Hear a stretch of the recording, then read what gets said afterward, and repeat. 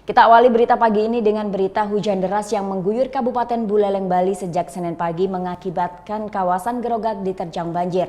Akibatnya jalan nasional antara Gilimanuk dan Singaraja tertutup lumpur tebal yang dibawa oleh banjir. Jalan Nasional Lintas Utara Pulau Bali kembali diterjang banjir pada Senin petang, tepatnya di Desa Musi dan Penyabangan Grogak, Buleleng, Bali. Banjir yang membawa material potongan kayu dan lumpur ini sempat meluap hingga ke jalan raya. Akibat banjir ini, tanggul jembatan di Desa Musi jebol karena sungai tak mampu menampung air hujan lantaran sungai mengalami pendangkalan. Badan Penanggulangan Bencana Daerah Buleleng langsung melakukan pembersihan lumpur setinggi 30 cm yang menutupi jalan. Kami dari BPBD selalu siap, ya cepat, tepat, artinya jangan sampai terjadi korban.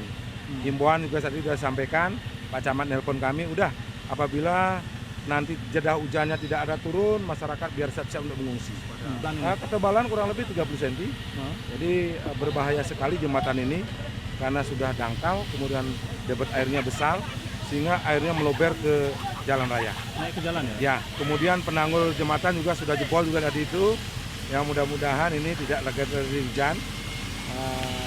Artinya kita selalu antisipasi, besok setelah air ini kecil kita akan cek.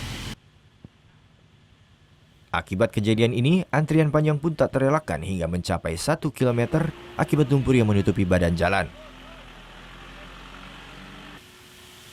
Arus lalu lintas kembali normal setelah petugas BPBD Buleleng dan dibantu pemadam kebakaran untuk melakukan penyemprotan badan jalan dari lumpur. Putu Wijana melaporkan untuk NET.